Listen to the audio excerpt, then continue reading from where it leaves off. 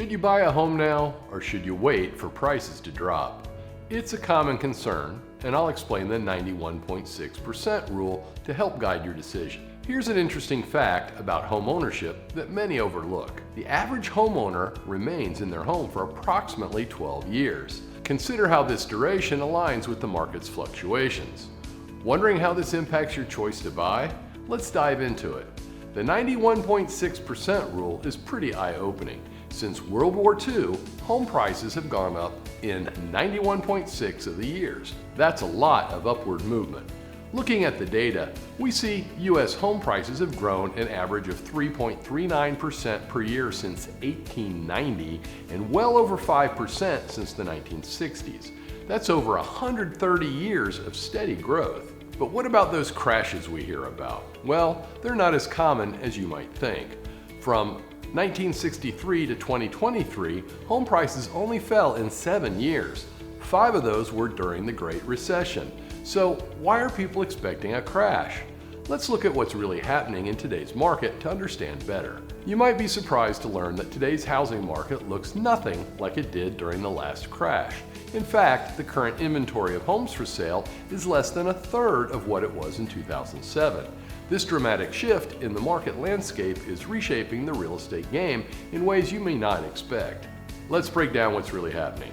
Right now, there are only about 1.3 million homes for sale in the entire United States. That's a far cry from the 4 million homes available during the 2007 housing crisis.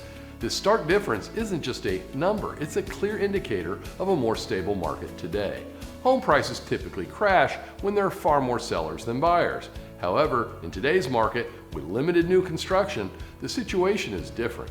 The buyers are also the sellers. When somebody feels priced out, they don't just exit as a buyer, they also stay put as a homeowner, reducing the number of sellers in the market.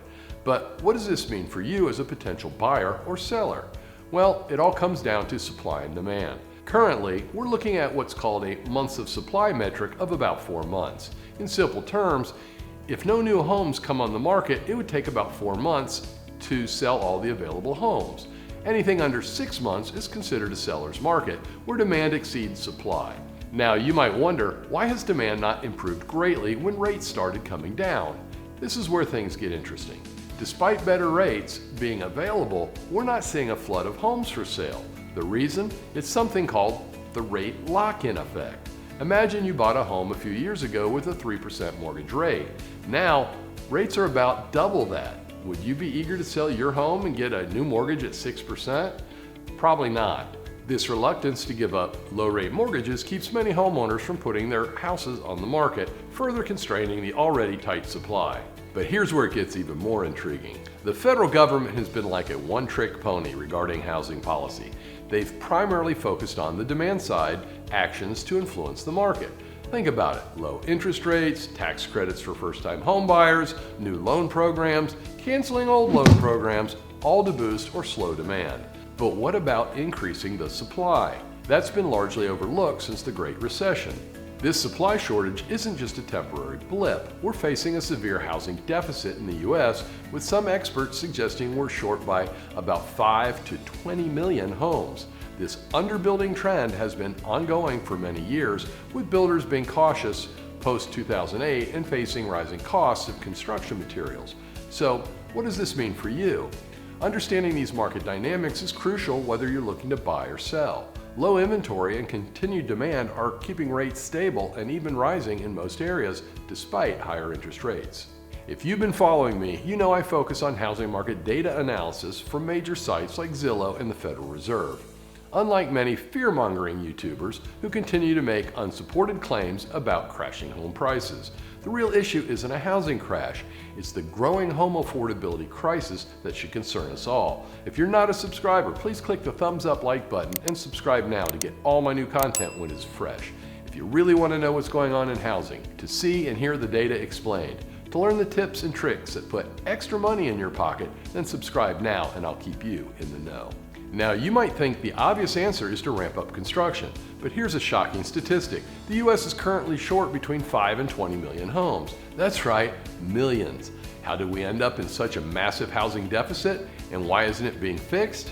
The construction industry is facing a perfect storm of challenges. In 2008, when the federal government canceled loan programs that had served first-time home buyers and low credit score buyers, builders mostly stopped building entry-level homes.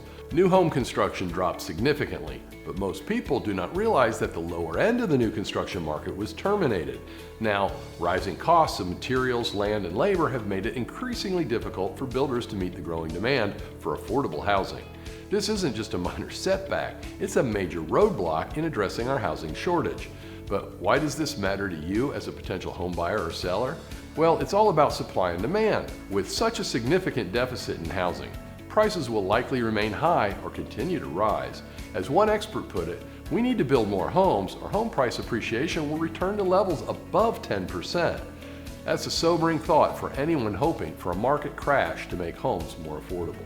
Let's look at the numbers. Since World War II, home prices have increased in 91.6% of the years. That's a staggering statistic that underscores just how rare sustained price declines are in the housing market.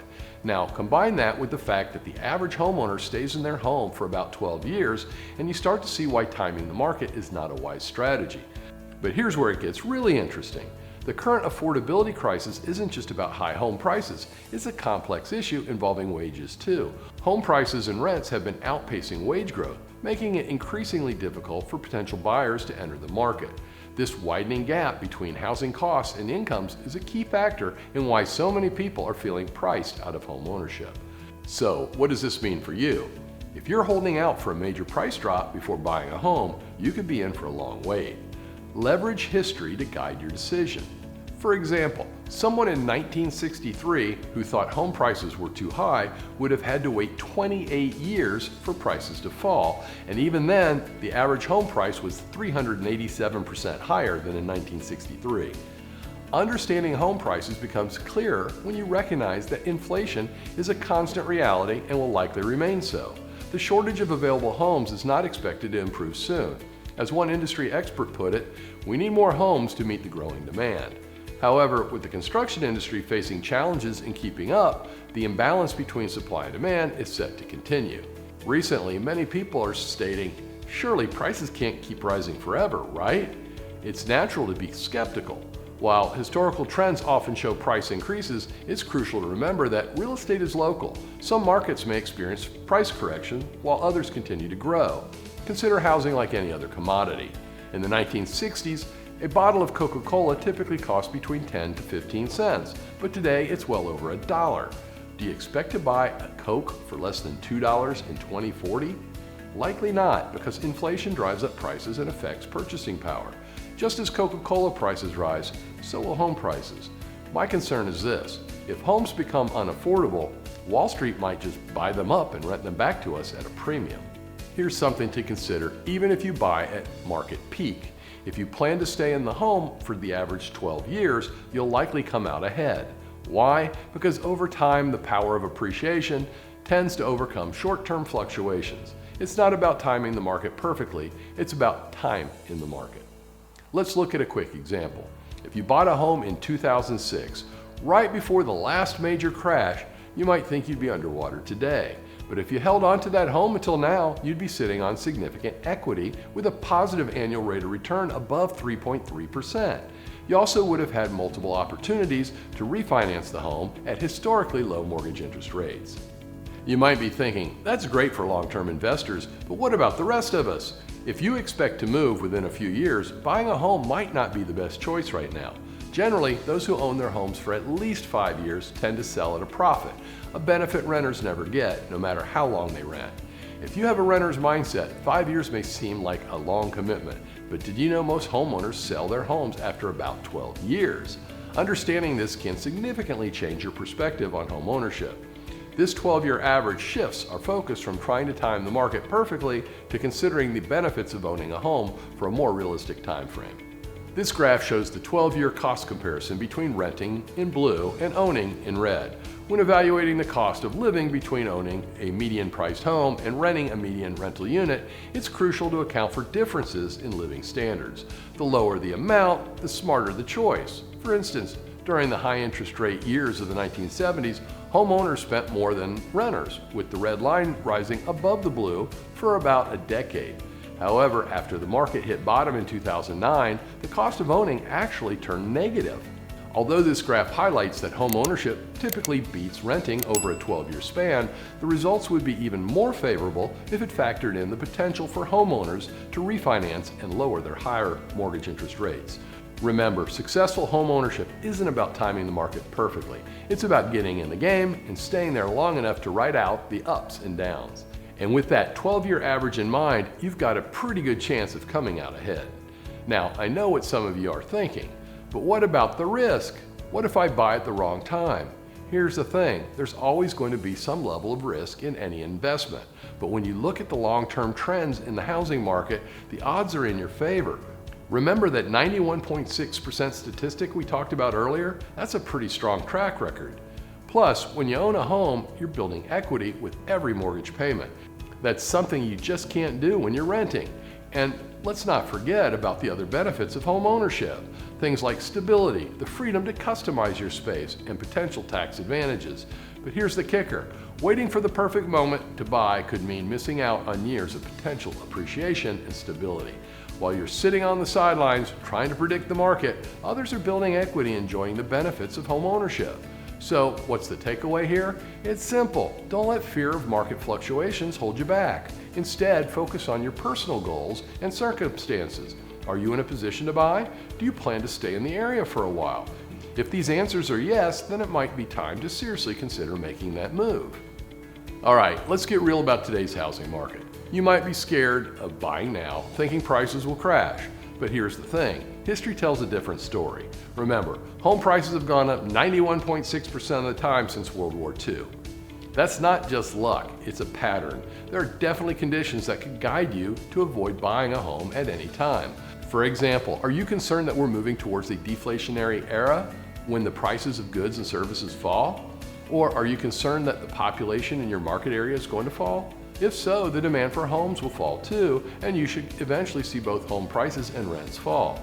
Finally, are you concerned about overbuilding in your area, that your supply will be far above the demand? Then that too will cause a supply and demand imbalance that will create downward pressure on prices. The long-term movement of home prices will always be dictated by supply and demand. You only have to pay attention. There were more than 4 million homes on the market back during the housing bubble. Today, there's a little more than 1 million. The low inventory of homes is protecting values even as demand declines. So here's my advice. Don't let fear keep you on the sidelines. If you're planning to stay put for a while, buying could be your smartest move. Remember, successful home ownership isn't about perfect timing, it's about getting in and staying in long enough to ride out the ups and downs. There's more to report on housing. In my next video, I identify the $6.2 trillion housing problem that no one's talking about. For people wondering how we'll ever afford homes again and how we got here, the video uncovers the hidden story behind America's housing crisis, one that spans 70 years and has left millions of would-be homeowners struggling. Don't miss it.